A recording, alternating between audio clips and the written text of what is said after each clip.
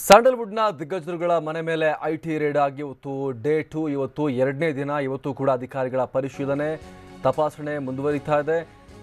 ಇದಕ್ಕೆ ಸಂಬಂಧಪಟ್ಟ ಹಾಗೆ ಮತ್ತಷ್ಟು ಮಾಹಿತಿ ನಾವೀಗ ಗಮನಿಸ್ತಾ ಇದ್ದೀವಿ. ಐಟಿ ದಾಳಿಗೆ ಜಿಎಸ್ಟಿ ಕಾರಣ ಅಂತ ಈಗ ಉದ್ಯಮಿ ಪ್ರಶಾಂತ್ ಸಂಬರ್ಗಿ ಪ್ರತಿಕ್ರಿಯೆ ನೀಡಿದ್ದಾರೆ. ಫೇಸ್ಬುಕ್ ಪೋಸ್ಟ್ ಮೂಲಕ ಪ್ರಶಾಂತ್ ಸಂಬರ್ಗಿ ಈ ರೀತಿ ಹೇಳ್ಕೊಂಡಿರುವಂಥದ್ದು. ಐಟಿ ದಾಳಿಗೆ ಪ್ರಮುಖ ಕಾರಣ ಜಿಎಸ್ಟಿ ಅಂತ ಅವರು ಹೇಳ್ಕೊಂಡಿದ್ದಾರೆ. ಇಬ್ಬರು ಹೀರೋಗಳು ಮತ್ತು ಒಂದು ವಿಲಾ ಮತ್ತು ಒಂದು ಫ್ಲಾಟ್ ಅನ್ನ ಖರೀದಿ ಮಾಡಿದ್ದಾರೆ. ಇಬ್ಬರು ಹೀರೋಗಳು ಒಂದು ವಿಲಾ ಮತ್ತು ಫ್ಲಾಟ್ ಅನ್ನ ಖರೀದಿ ಮಾಡಿದ್ದಾರೆ. ಬಿಲ್ಡರ್ ಒಬ್ಬರಿಂದ ವಿಲ್ಲಾ ಮತ್ತು ಫ್ಲಾಟ್ ಅನ್ನ ಖರೀದಿ ಮಾಡಿದ್ದಾರೆ ಅನ್ನುವಂಥ ಮಾತನ್ನ ಇವರು ಬರ್ಕೊಂಡಿರುವಂಥದ್ದು. ಪ್ರಶಾಂತ್ ಸಂಬರ್ಗಿ ಬಿಲ್ಡರ್ ಮೇಲಿನ ಜಿಎಸ್ಟಿ ರೇಡ್ ವೇಳೆ ಈ ವಿಚಾರ ಬಹಿರಂಗ ಆಗಿತ್ತು. ಆ ಬಿಲ್ಡರ್ ಮೇಲೆ ರೇಡ್ ಮಾಡಿದಾಗ ಈ ವಿಚಾರ ಬಹಿರಂಗ ಆಗಿತ್ತು.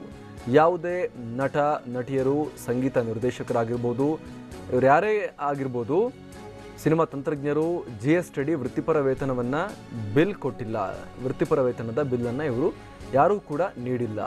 ಈಕ್ವಿಟಿ ಹೋಲ್ಡರ್ಗಳಿಂದಾಗಿ ಸ್ಯಾಂಡಲ್ವುಡ್ನಲ್ಲಿ ಈ ಎಲ್ಲ ಸಮಸ್ಯೆಗಳು ಉಂಟಾಗ್ತಾ ಇದೆ ಅನ್ನುವಂಥ ಒಂದು ಟ್ವೀಟನ್ನು ಇಲ್ಲಿ ಪ್ರಶಾಂತ್ ಸಂಬರ್ಗಿ ಮಾಡಿದ್ದಾರೆ.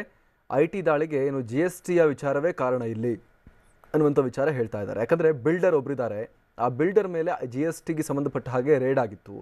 ಆ ರೇಡ್ ಆದಾಗ ಅವ್ರ ಹತ್ರ ಯಾರೆಲ್ಲ ಫ್ಲ್ಯಾಟ್ ವಿಲಾ ತಗೊಂಡಿದ್ದಾರೆ ಅಂತ ನೋಡ್ತಾ ಹೋದಾಗ ಇಬ್ಬರು ಹೀರೋಗಳ ಹೆಸರು ಅಲ್ಲಿ ಸಿಕ್ಕಿತ್ತು. ಹೀಗಾಗಿ ಅದರ ಮುಂದುವರಿದ ಭಾಗವಾಗಿ ಇಲ್ಲಿ ರೇಡ್ ಆಗಿದೆ ಅನ್ನುವಂಥ ಒಂದು ಮಾತನ್ನು ಪ್ರಶಾಂತ್ ಸಂಬರ್ಗಿ ಬರ್ಕೊಂಡಿದ್ದಾರೆ.